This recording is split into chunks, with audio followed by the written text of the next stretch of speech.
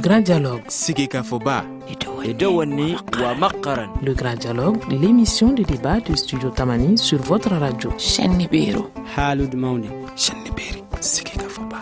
Le grand dialogue. Le grand dialogue. Mesdames et messieurs, bonsoir. Bamako a passé une mauvaise nuit vendredi. Pour la première fois, les terroristes ont frappé dans la capitale. La menace terroriste, on en avait conscience, mais depuis vendredi, cette menace est devenue plus qu'une réalité. Évidemment, cela n'est pas sans conséquence. D'ores et déjà, on se pose beaucoup de questions. Comment cela a-t-il pu arriver?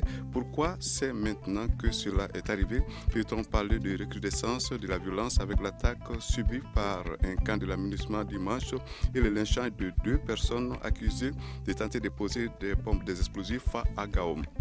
Tout cela ne compromet-il pas le processus de négociation en cours? Beaucoup de questions qui attendent donc leurs réponses. Pour tenter justement d'avoir quelques éléments de réponse à ces interrogations, nous avons 3 invités dans ce studio. Ousmane Corneo, il est spécialiste en sécurité du Sahel. Lamfia Sinaba, il est journaliste. Et Moussa Kamara, le général Moussa Kamara, qui est directeur régional de la police. Le grand dialogue de ce lundi vous est présenté par Seydou Foma, auditeur. Bienvenue. Alors, ce week-end n'a pas du tout été tranquille au Mali.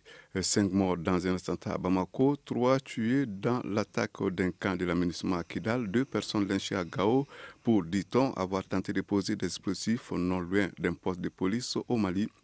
Le week-end a été sanglant. Nous allons commencer par nous intéresser à l'attaque de la nuit du vendredi. Alors, nous avons d'ailleurs un invité qui était sur place, c'est Lamfia Sinaba. Alors, Lamfia Sinaba, ce que vous avez vu là-bas, c'était horrible? Oui, très très horrible, franchement, parce que dans le cadre de l'exercice de mon métier, je pense que c'est une première fois que je sois sur un lieu d'une fusillade.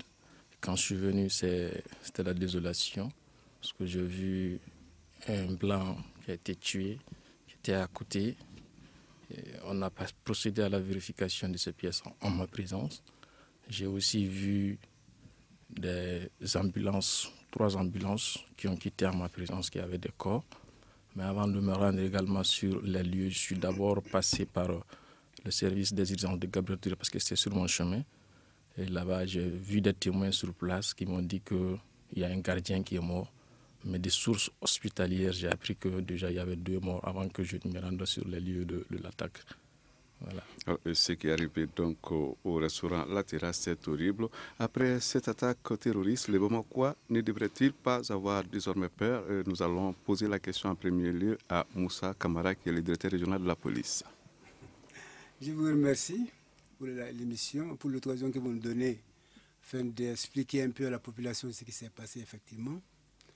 Effectivement, dans la nuit du 6 au 7, on m'a appelé vers 1h pour me dire qu'il y a des coups de feu sur la terrasse.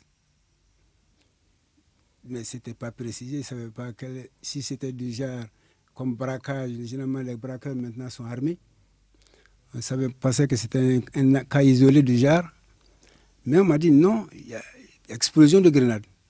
J'ai dit maintenant c'est sérieux. Donc immédiatement, j'ai enfilé ma robe, je suis allé. Ensuite, j'ai fait appel à toutes les forces, comme d'habitude. Nous nous sommes retrouvés là-bas.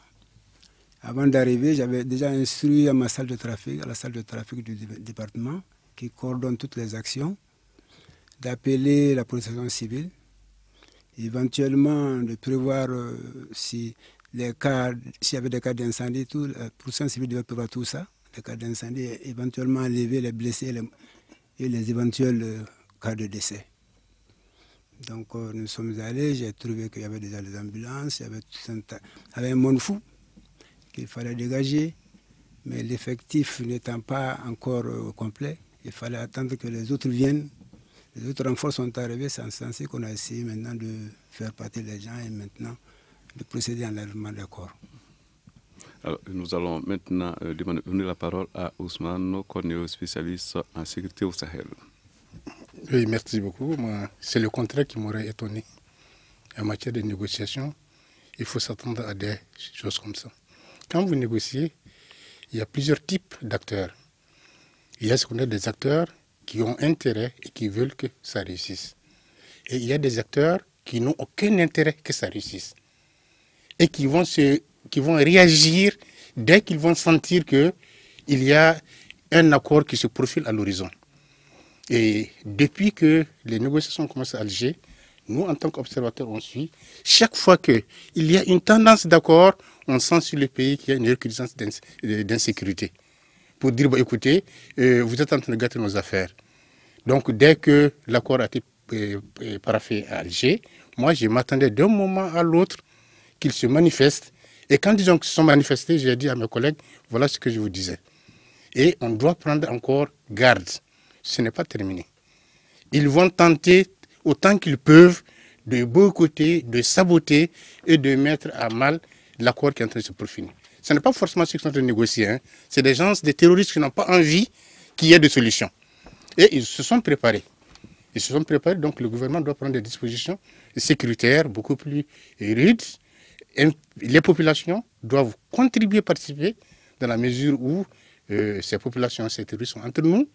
Ce n'est pas la police, ce n'est pas écrit sur le nom le front de quelqu'un qui est terroriste. Nous sommes tous maliens. Mais moi, ça ne m'a pas étonné. Quand ça attaque, on m'a dit, j'ai dit que voilà, c'est un scénario que j'avais prévu et je l'ai dit sur ce débat-là. Qu'en fait, dès qu'il y aura un semblant d'accord, attention que le gouvernement prenne des dispositions. Lamfia Sinaba, vous êtes journaliste. Vous pensez qu'il y a également effectivement un lien entre ce qui est arrivé, cet attentat, et le processus en cours? Bon, comme M. Cornion l'a dit, je pense bien que il faut toujours envisager dans ce cadre-là. Il y a des gens qui ont un agenda, d'autres n'en ont pas. Donc, il y a toujours cette tendance à vouloir saboter, à remettre en cause. Parce qu'il ne faut pas oublier que la situation du Mali, c'est un cas, je dirais, particulier compte tenu de l'aspect géostratégique du nord de notre pays. Donc, cela fait que beaucoup de gens n'ont pas intérêt à ce que la situation soit stabilisée. Donc, il revient à nos autorités de doubler de vigilance. On sait qu'une enquête a été ouverte.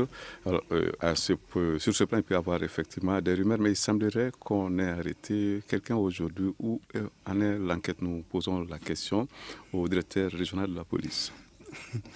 Bon, par rapport à l'enquête, nous sommes un service qui relève d'une autorité militaire, d'une autorité hiérarchique. Nous avons des instructions par rapport à ça. La seule autorité habilitée à se prononcer par rapport à l'enquête, ça c'est le procureur de la commune 6. Alors, vous n'avez pas la latitude de vous prononcer sur ce genre. Voilà, c'est ça. Ok. On va donc continuer. Êtes-vous d'accord avec cet avis qui dit que la garde qui était là depuis 2012 est petit à petit tombée, ce qui exposerait à en croire les auteurs de cet avis? La capitale a-t-on vraiment un peu baissé la garde?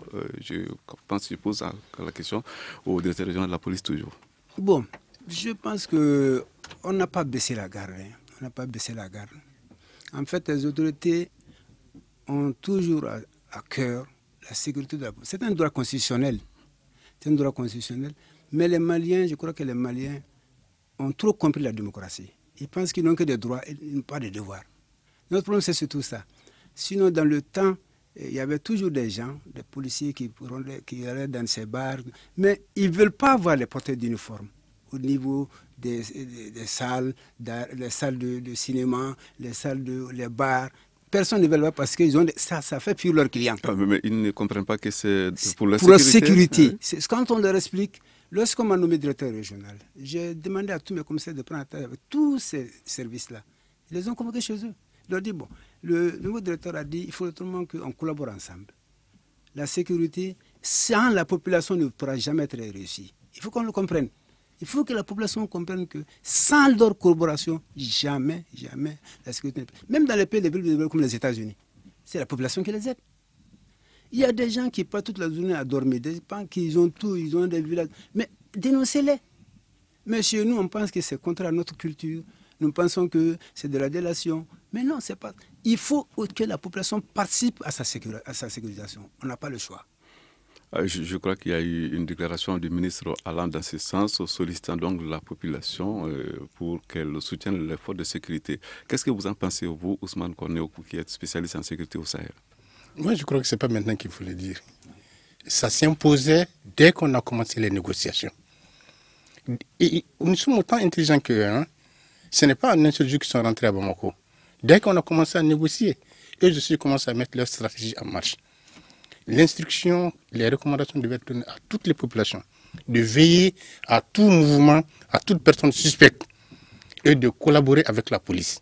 Si vous voyez quelqu'un ou des mouvements suspects dans votre quartier, informez la police, pour que la police, les forces armées de sécurité, pour qu'ils en sachent que c'est quelque chose. Moi, et puis, les forces de sécurité, ils ne sont pas obligés d'être en tenue. Un exemple, moi, j'étais avec mon chauffeur il y a eu 2 semaines et on a fait un accident.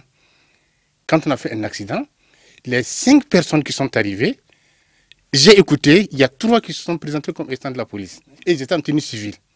Bon, j'ai demandé à ceux qui se présentent, il ne s'agit pas de dire seulement que je suis de la police. Expliquez-moi, prouvez-moi que vous êtes de la police. Et effectivement, c'était tous de la police. Parce que c'était un coin qui était un peu obscur.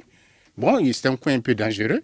Malheureusement, dans l'obscurité, il y a une Jakarta qui venait sans phare et qui est venue rentrer là-dedans. Il est blessé, sa Jakarta est cassée. Bon, on cherche à gérer. Mais automatiquement, j'ai vu 3, 4, 5 personnes sortir de l'obscurité. Et les 3 sont présentés pour dire qu'ils sont de la police. J'ai vérifié, ils sont de la police. Donc, les gens croient que les gens ne sont pas sur le terrain. Même s'ils ne sont pas en tenue, je crois qu'ils sont sur le terrain. Et les populations doivent collaborer. Cette sécurité-là, aujourd'hui, avec la nouvelle forme de menace, il n'y a que la collaboration des populations qui permettent de venir à bout. Ce n'est pas des hommes en tenue. On doit signaler tout mouvement suspect, tout étranger dont les actes et les mouvements sont suspects. Il y a un numéro vert. Vous appelez pour dire attention, moi, il y a des gens qui sont là, et là, maintenant, ils vont les vérifier. Et il va de la sécurité de tout le monde. Il va de la sécurité de tout le monde à partir d'aujourd'hui. Lamfia Sinaba, vous êtes journaliste, vous pensez que la population peut jouer un rôle important dans ce genre de situation? Effectivement, en dénonçant, mais comme le directeur l'a dit tantôt, nous sommes dans un pays là où on estime que dénoncer son voisin, c'est quelque chose qui n'est pas bien séant. Mais la situation actuelle du Mali demande cela. Quelque part aussi, je pense que les communicateurs ont un rôle à jouer dans ce sens, afin qu'il y ait ce changement de comportement. Mais le problème, si vous permettez, je voudrais le poser d'une autre manière. Le directeur général a tantôt parlé des efforts que les portiers fournissent, mais quelque part, ces agents se plaignent aussi. Par exemple, moi, je suis présentement sur un dossier, je n'ai pas encore fini l'enquête, mais il se trouve qu'aujourd'hui, ça ne va pas en matière de dotation. Pour sortir aujourd'hui, faire une patrouille, ça pose un sérieux problème. Maintenant, il faut se poser la question, le problème, il se situe à quel niveau? Est-ce que la direction générale de la police reçoit les dotations? Si oui, pourquoi elle ne donne pas aux éléments sur le terrain? Une autre question, est-ce que la direction générale de la police reçoit les dotations? Si elle ne reçoit pas, pourquoi? Voilà des questions qui méritent d'être posées parce que ça pose vraiment aujourd'hui un sérieux problème. Je crois que nous aurons l'occasion d'entendre le directeur général de la police se prononcer sur cette situation. Alors, juste le temps d'observer une courte pause, puisque dans quelques dizaines de secondes, il sera 18h30.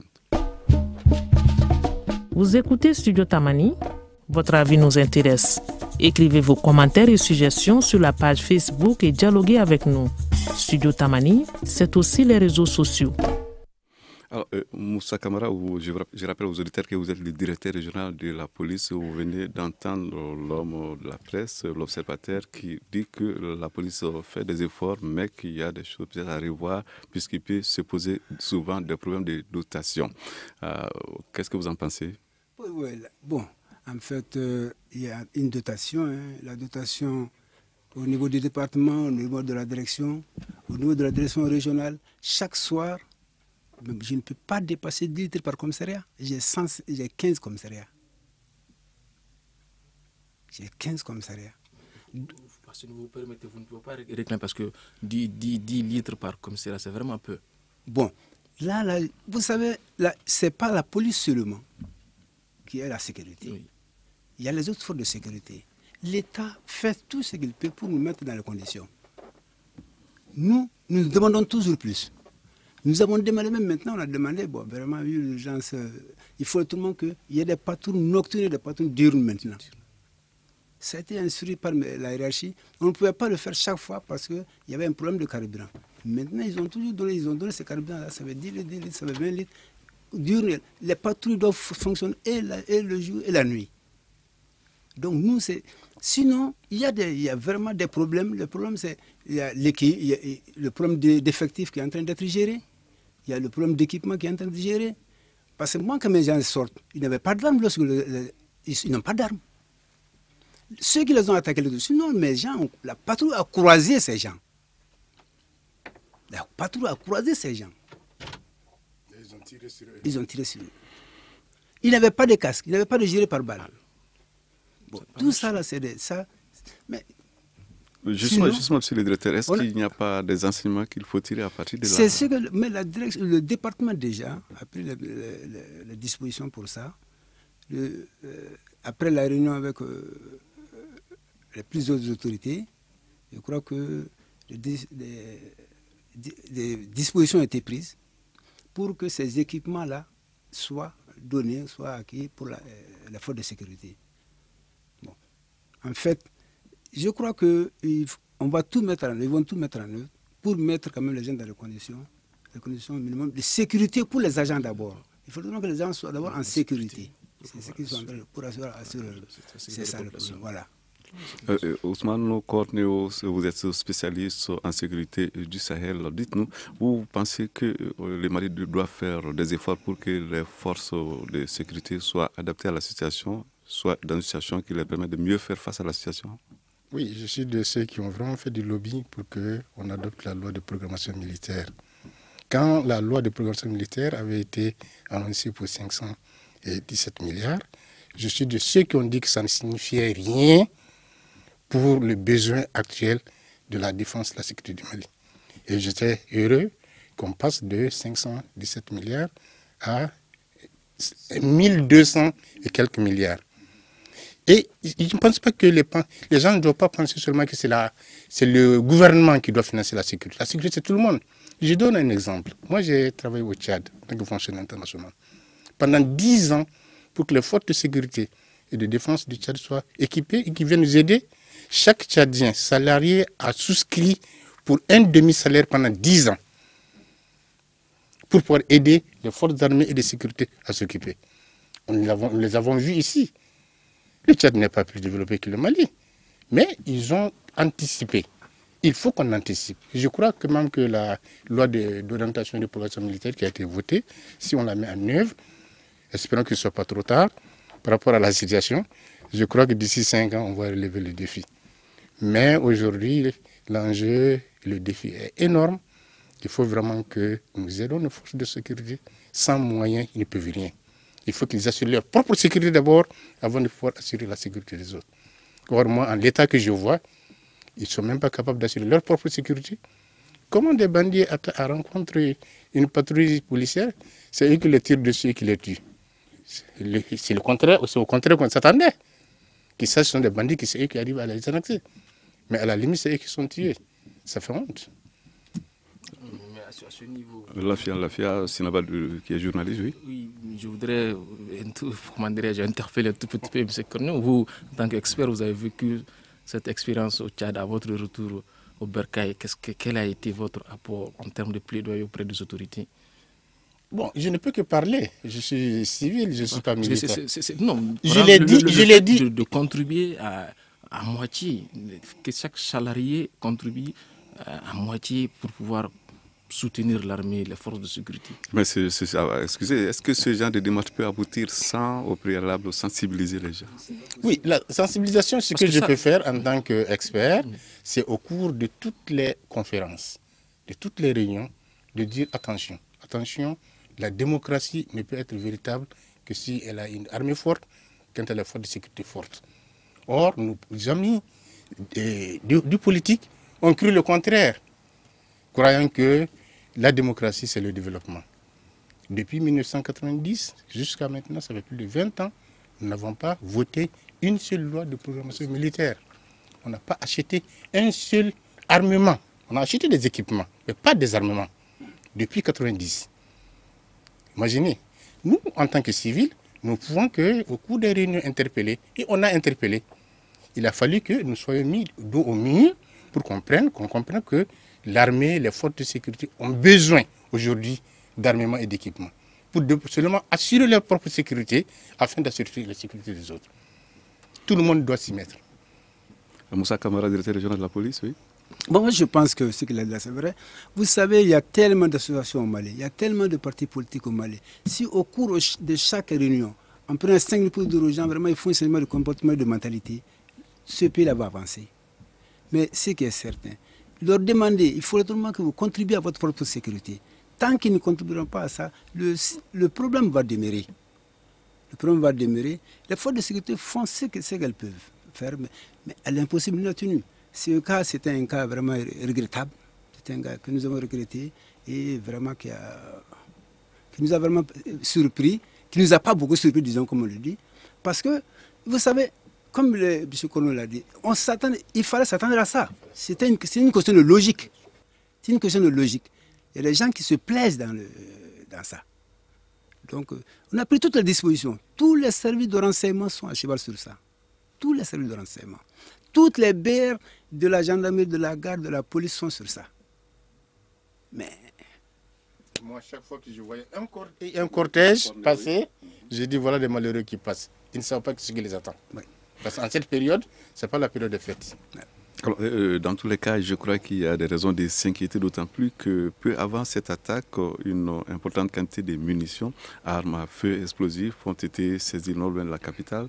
La présence d'exemplaires du courant fait penser à des djihadistes.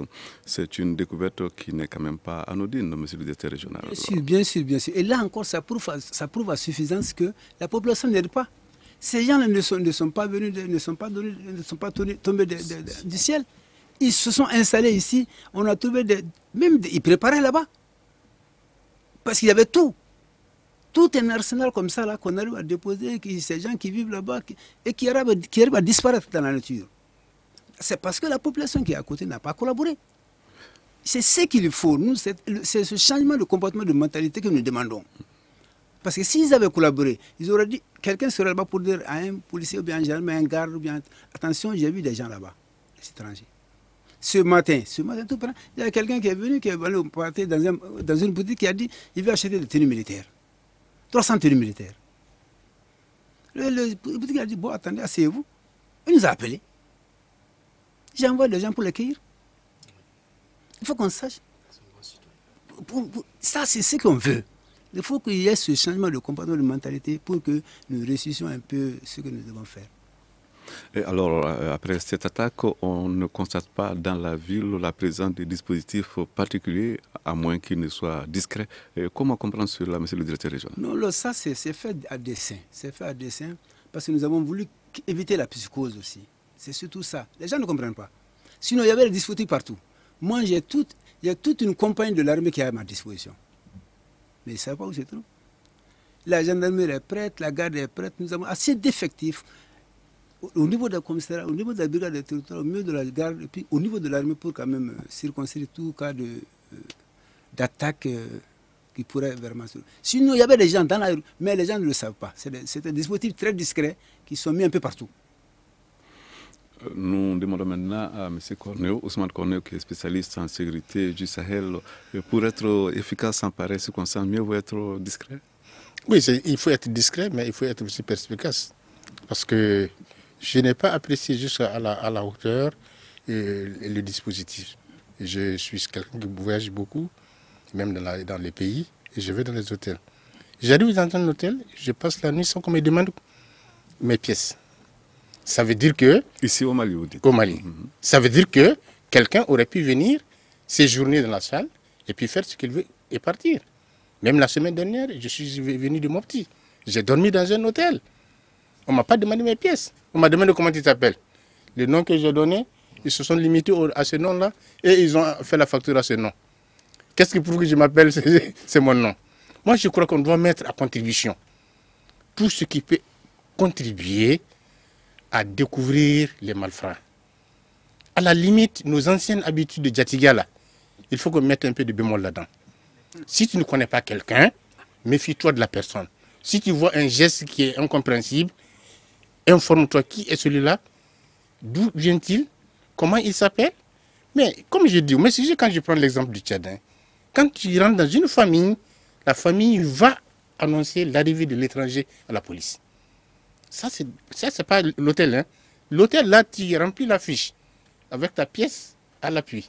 Mais quand tu arrives chez quelqu'un pour loger, il va t'annoncer, c'est un étranger, tu dis, bon, je vais loger ici, il va t'annoncer à la police. Au Burkina, c'est la même chose. Vous voyez bien. Mais ici, on dit le Djatilia. L'étranger vient et s'assoit, vous êtes en train de prendre du thé, vous ne le connaissez même pas. Il vient s'asseoir à côté de lui, que M. Thé donne ce on le laisse assis. Il faut que nous changeons nos habitudes. L'heure est très grave. Ils sont capables de tout faire. On fait des mariages, des cortèges. Je viens, je trouve sous une tente 200 personnes en train de danser et chanter. J'ai dit pauvre cadavre. C'est comme ça parce que j'ai vécu des cas. J'ai dit pauvre cadavre. Il faut que nous changeons nos habitudes, qu'on aide la police, qu'on aide les forces armées et de sécurité. Tant qu'on ne les aide pas, et je crois, plus on avance dans les négociations, plus ces gens-là, ils vont essayer de créer des obstacles. Donc il faut qu'on s'y mette. Alors, une question aux journalistes sur l'affaire Sinaba. Dites-nous, sans dispositif de sécurité remarquable, est-ce que les propos rassurants des autorités peuvent-ils véritablement rassurer? Je ne sais pas. Je pense qu'à ce stade actuel, nos forces de sécurité seront beaucoup plus performantes, beaucoup plus perspicaces dans la discrétion que lorsque elles sont exposées. En tout cas, c'est l'analyse que j'ai faite et cela aussi va dans l'intérêt des populations.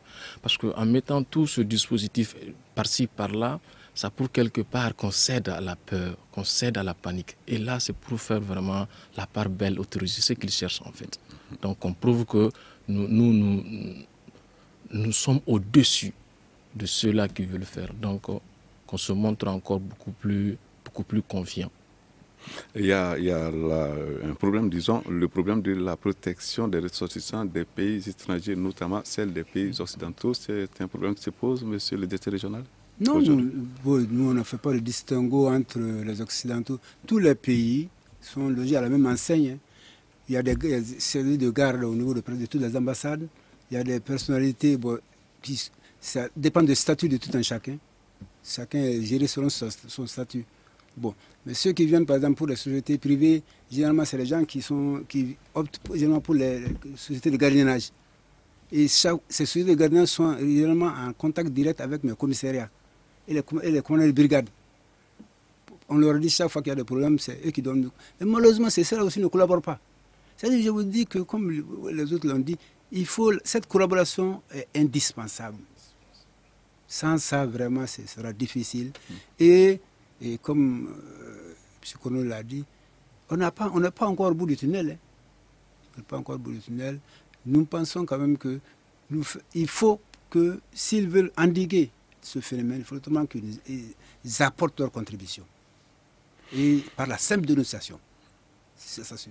Il y a les populations qui doivent apporter leur contribution, mais est-ce qu'il ne faudra pas plus de collaboration entre les forces armées maliennes, la MINUSMA et par exemple Barkhane? Cette collaboration existe. La MINUSMA procède à la formation des forces de sécurité. La force Barkhane, c'est la même chose. Bon, entre nous avons la chance que la gendarmerie, la police et la garde sont gérés par le même département. Donc ça, c'est plus simple. L'armée, maintenant, il suffit sur l'instruction du département, ils ont été mis en disposition maintenant parce que nous sommes à un niveau rouge maintenant. Il faut vraiment que les gens le comprennent. Il faut vraiment que les gens comprennent que c'est le niveau vraiment le plus élevé de l'insécurité. Donc il faut que tout le monde contribue, que tout le monde le comprenne.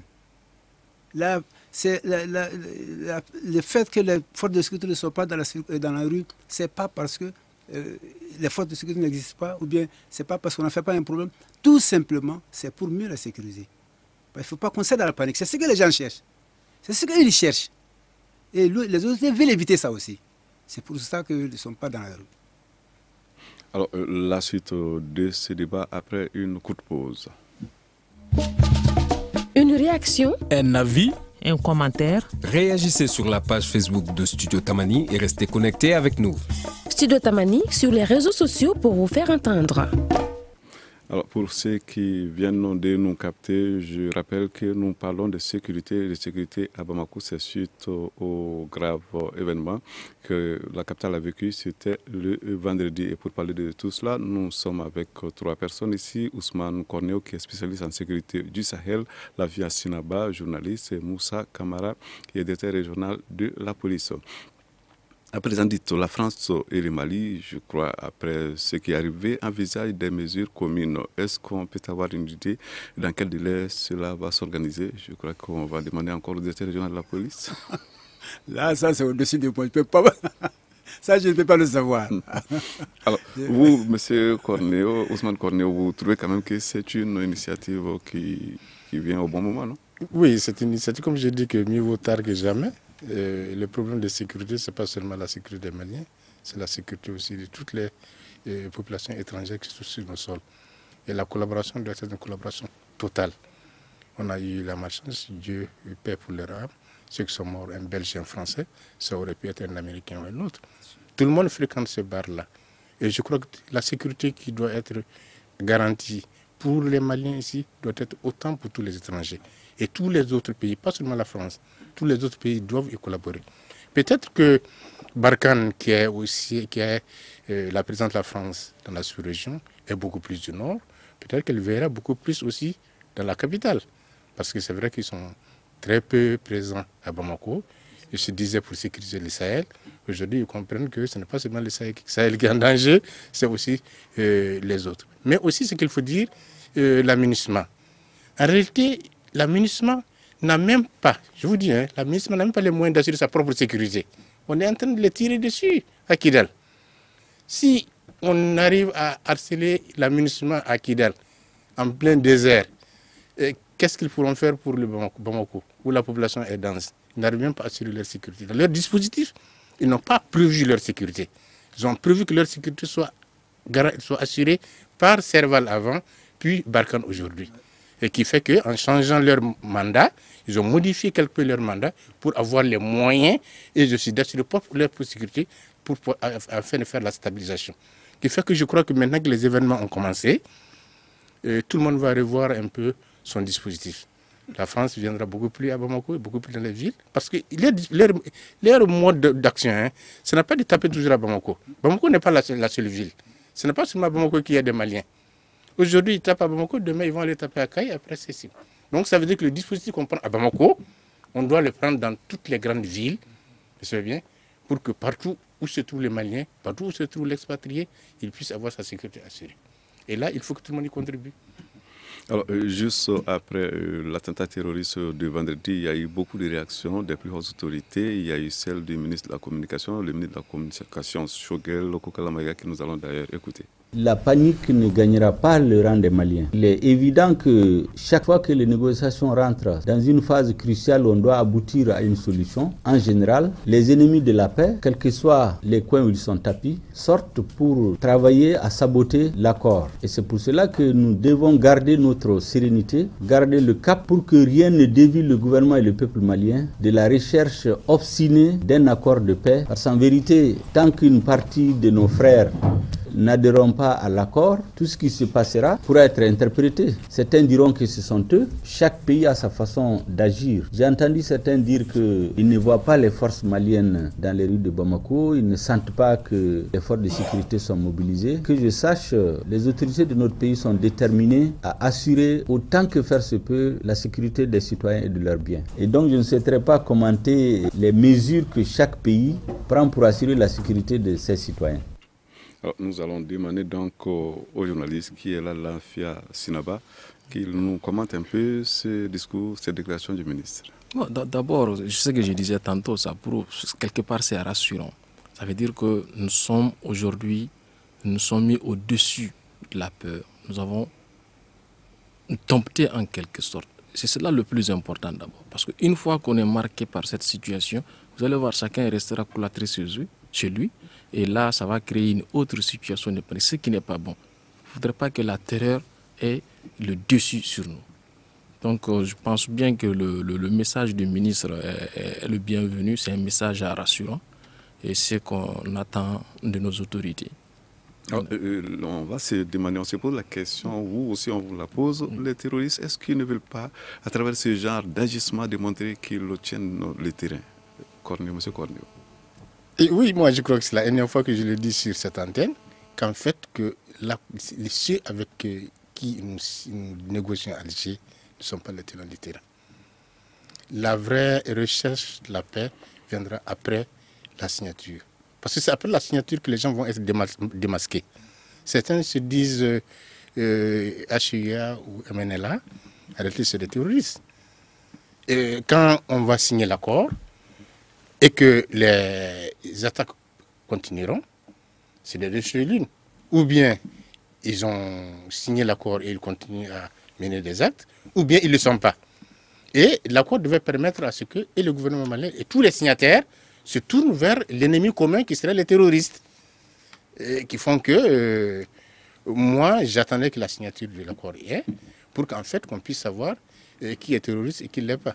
Parce que jusqu'à présent, moi, j'ai le doute entre HIA, MNLA, terroriste et tout le monde. Mais la signature de l'accord nous permettra au moins de savoir ceux qui ont signé, ils vont se tourner contre ceux qui assurent l'insécurité dans le pays. À mon avis, comme il l'a dit, il faut voir en ces attaques une interpellation des groupes armés qui n'ont pas encore paraphé le document. Parce qu'une fois que le document est paraphé, on saura qui est pour la paix et qui ne l'est pas. Et là, il sera plus facile d'abattre le terme, mais c'est comme ça. Donc, je pense que le mouvement national de libération de l'Azawad et ses alliés doivent voir en ces attaques une interpellation à leur égard. Alors, il y a la coordination des groupes armés qui doit se réunir demain. On saurait savoir ce qu'elle va décider et si elle décidait par exemple de se retirer du processus, parce que là on ne sait pas ce qui peut sortir de cette rencontre de demain. Pour vous, ça peut jouer sur la suite des choses, des événements? Je pose, je crois, la question au directeur régional de la police. Ça, c'est politique. Je préfère ne pas me prononcer par rapport à ça. Alors, on s'y attendait. Donc, maintenant, je crois que Ousmane Corneo, lui, au moins, il peut quand même se prononcer sur cette question. Non, moi, je suis sûr qu'ils vont signer, ils vont parapher. Ils vont parapher parce que quand vous voyez le cours de la négociation, mais il faut reconnaître qu'ils ont besoin d'hésiter. Parce que parmi eux, il y a des gens qui sont prêts à signer, mais il y a d'autres pour eux qui, quand ils signent, là, c'est leur affaire. Parce que c'est un problème économique. Ils sont tenus par d'autres engagements avec les terroristes. Parce que depuis qu'ils ont commencé là, ils vivent. Qui les fait vivre? Hein? Ils circulent. Qui les donne du carburant? Ils ont des véhicules. Qui les donne les véhicules? Ils sont tenus par d'autres accords ailleurs. Donc pour qu'ils signent, il faut qu'ils puissent se désengager de ces autres accords.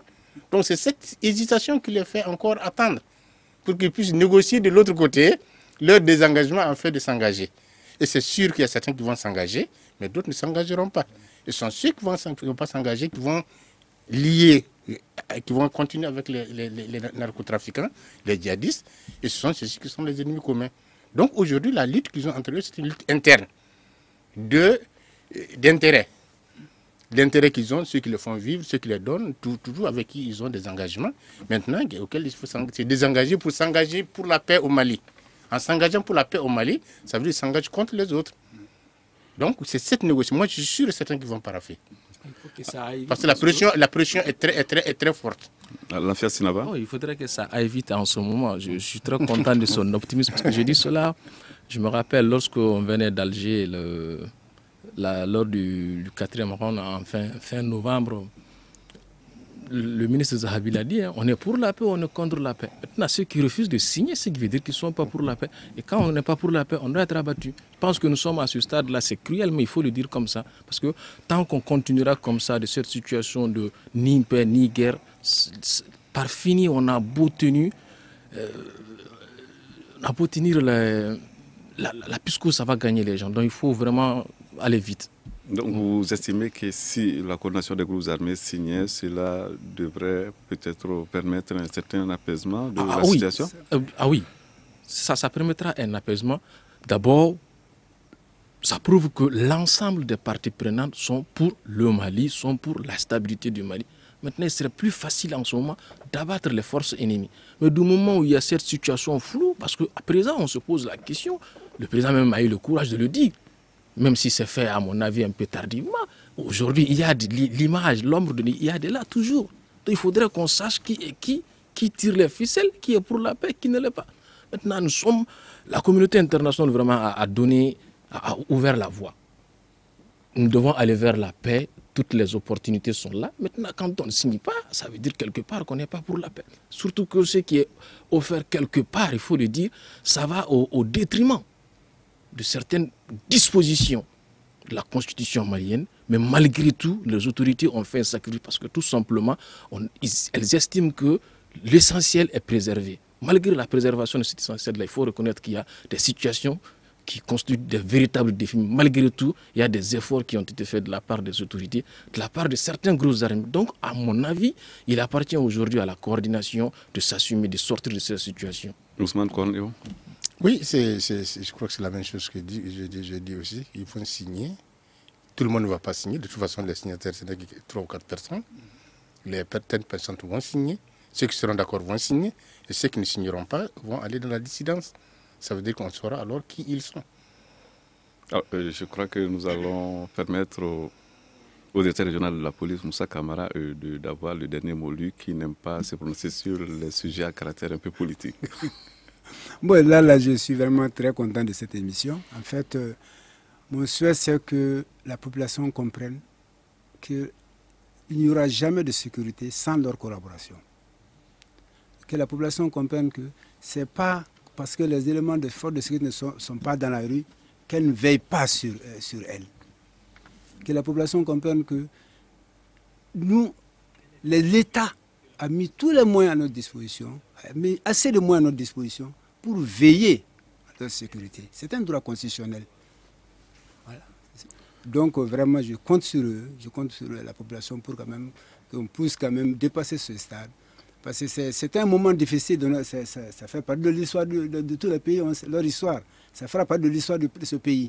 Donc qu'on arrive vraiment à surpasser ce truc-là, ça fera une bonne chose. Je compte sur eux quand même. La population doit donc soutenir, mais elle doit être aussi vigilante, n'est-ce pas? Très vigilante.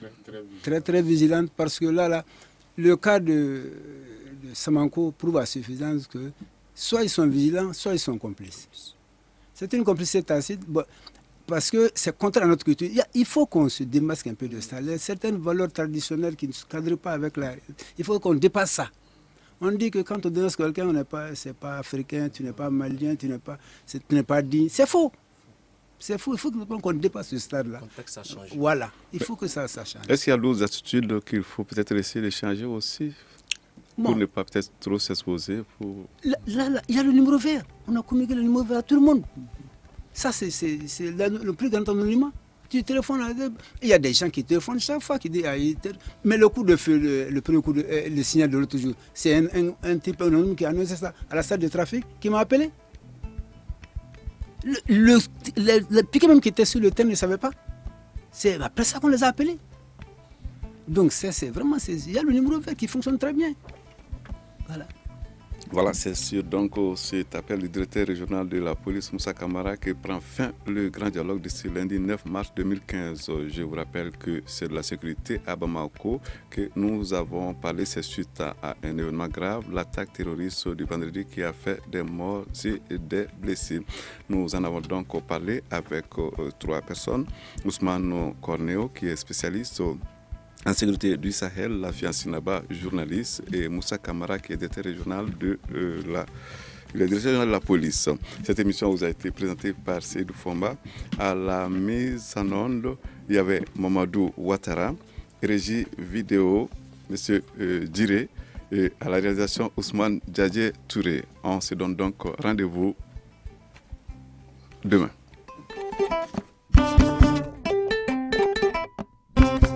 Le grand dialogue.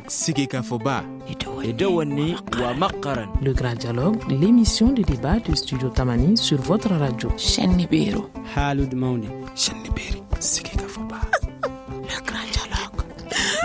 Le grand dialogue.